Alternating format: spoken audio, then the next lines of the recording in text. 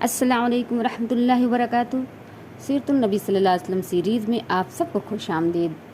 آئیے جانتے ہیں آپ صلی اللہ علیہ وسلم کے حالات زندگی کے سلسلے میں۔ اب فرشتے کا انتظار تھا، اسی فرشتے کا جسے آپ نے دیکھا تھا، جسے ورقہ نے ناموس موسیٰ کہا تھا، جس کے آنے پر خدیجہ رضی اللہ تعالی عنہا نے آپ صلی اللہ علیہ وسلم کو مبارکباد دی تھی۔ انتظار کرتے رہے لیکن جبرائیل علیہ السلام نہ آئے، آپ پر کوئی وحی نہیں ہوئی۔ دل میں پھر ایک طوفان اٹھا، اس وقت میں کیا کروں، لوگوں کو کس طرح دعوت دوں، یہ سمجھانے کے لیے کہ جبرائیل علیہ السلام کیوں نہیں آئے، جبرائیل علیہ السلام نے ملنا کیوں چھوڑ دیا، جبرائیل علیہ السلام پھر کوئی پیغام کیوں نہیں لائے، یہ باتیں میں لوگوں کو کیسے سمجھاؤں۔ آپ صلی اللہ علیہ وسلم بہت فکر مند ہوئے، دمکتا ہوا چہرہ بجھ گیا، ہنستا ہوا دل رونے لگا۔ بی بی خدیجہ کا بھی کچھ یہی حال تھا، وہ بھی آپ صلی اللہ علیہ وسلم کی طرح بہت فکر مند ہوئیں، رات و دن غم میں گھلنے لگیں، لیکن ضبط سے کام لیا، دل کا غم چہرے پر نہ آنے دیا، جہاں تک ہو سکا تسلی دی، جس طرح ہو سکا آپ کا دل بہلایا۔ سبحان اللہ، کیسی زبردست خاتون تھیں۔ آپ پھر غار ہرا جانے لگے، دن رات وہیں رہتے، عبادت کرتے، اپنے رب سے کہتے، اے میرے رب، تو نے تو مجھے نبی بنایا تھا، پھر کیا ہو گیا، تو نے مجھے چھوڑ کیوں دیا۔ غم سے سینہ جل رہا تھا، ایک آگ تھی جو سلگ رہی تھی، ایک شعلہ تھا جو دہک رہا تھا۔ کبھی بے خود ہو کر آپ گھاٹیوں میں پھرنے لگتے، کبھی پہاڑ کی چوٹیوں پر چڑھ جاتے اور چاہتے کود کر جان دے دیں۔ اتنے میں جبرائیل علیہ السلام آ جاتے، آپ صلی اللہ علیہ وسلم کو اطمینان دلاتے، محمد آپ سچ مچ اللہ کے نبی ہیں۔ اس سے آپ کو سکون ہو جاتا، آپ صلی اللہ علیہ وسلم واپس چلے جاتے۔ کچھ دنوں بعد پھر وہی کیفیت ہوتی اور پھر پہاڑی پر چڑھ جاتے کہ کود کر خود کو ہلاک کر دیں۔ حضرت جبرائیل علیہ السلام پھر سامنے آتے اور اسی طرح اطمینان دلاتے، آپ صلی اللہ علیہ وسلم واپس چلے جاتے۔ آپ صلی اللہ علیہ وسلم کے دل پر کیسی چوٹ تھی، روح میں کتنی چبھن تھی، ذہن پر کتنا بوجھ تھا، وحی کا رک جانا کتنا بڑا عذاب تھا۔ شاید رب نے مجھے چھوڑ دیا، یہ خیال ایک چبھتا ہوا نشتر تھا۔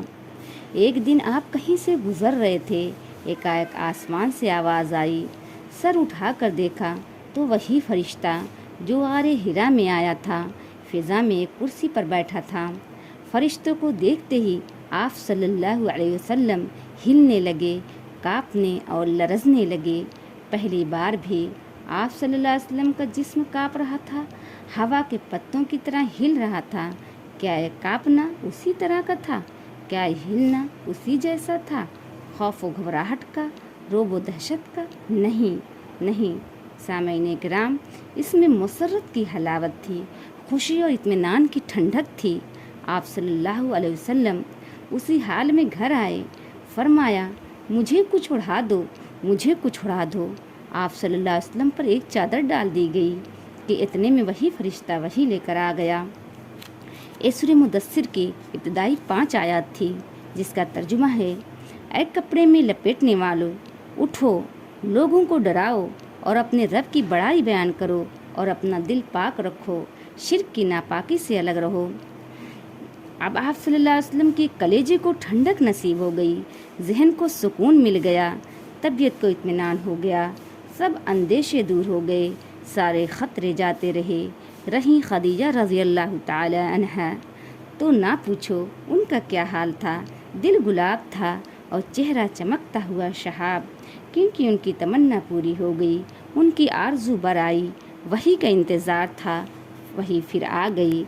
اس کے بعد کئی بار وحی آئی، حضرت جبرائیل علیہ السلام آتے رہے، رب کا پیغام سناتے رہے، لیکن خدا کا کرنا کچھ دنوں بعد پھر وحی رک گئی۔ دعوت کا سلسلہ شروع ہو چکا تھا، کافروں کی طرف سے مخالفت بھی ہو رہی تھی، مخالفت کے لیے تنکا کا سہارا کافی تھا۔ وحی کا رک جانا تو خیر بہت بڑی بات تھی، انہوں نے اس موقع سے فائدہ اٹھایا، بولے یہ تو خوب نبی ہیں۔ 2-4 دن آسمان سے بات چیت رہی، جبرائیل کا آنا جانا رہا اور پھر غائب، کلام پیام سب بند۔ تو بھائی محمد، معلوم ہوتا ہے تمہارا رب تم سے روٹھ گیا ہے، اسی لیے تو اتنے دنوں سے منہ نہیں لگایا۔ وحی کا رک جانا تو آپ صلی اللہ علیہ وسلم پر یوں ہی بار ہوتا، اور پھر کافروں کا تانا تاب نازک پر تیر کا کام کرتا۔ آج سخت بے چین ہوئے، لیکن زیادہ دن نہ ہوئے کہ حضرت جبریل السلام پھر وحی لے کر آ گئے۔ اور یہ وحی کی آیات کیا تھیں؟ سورہ ضحیٰ، جس کا ترجمہ ہے گواہ ہے سورج کی روشنی اور رات کی تاریکی، جب وہ چھا جائے اور آپ کے رب نے آپ کو چھوڑا، نہ آپ کو چھوڑا ہے، نہ آپ سے ناخوش ہے، اور آپ کے لیے ابتدا سے بہتر ہے، آپ کے لیے انجام ابتدا سے بہتر ہے۔ جلد ہی آپ کا رب آپ کو دے گا اور آپ خوش ہو جائیں گے۔ کیا ایسا نہیں کہ اس نے آپ کو یتیم پایا تو ٹھکانہ دیا، بے خبر پایا تو سیدھی راہ سجھائی، اور محتاج پایا تو مالدار کر دیا۔ تو آپ کسی یتیم کے ساتھ سختی نہ کریں، نہ کسی سائل کو جھڑکیں، اور اپنے رب کی اس نعمت کا چرچا کرتے رہیں۔ یہ تھی سورہ ضحیٰ کی آیات کا ترجمہ تھا۔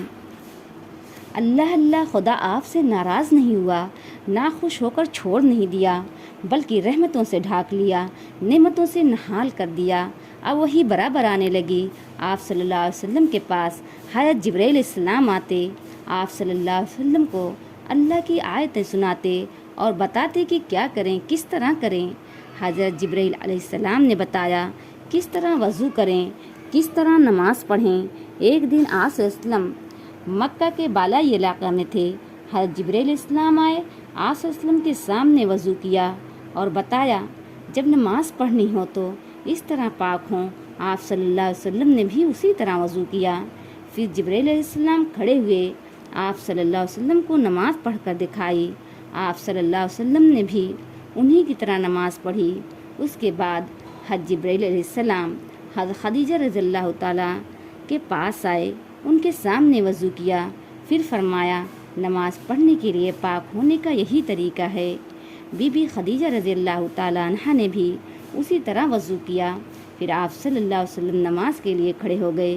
بی بی خدیجہ رضی اللہ تعالیٰ عنہا نے بھی آپ صلی اللہ علیہ وسلم کے ساتھ نماز پڑھی۔ بس آج کے لیے اتنا ہی۔ مزید جانکاری کے لیے اگلی ویڈیو کا انتظار کریں۔ السلام علیکم ورحمۃ اللہ وبرکاتہ۔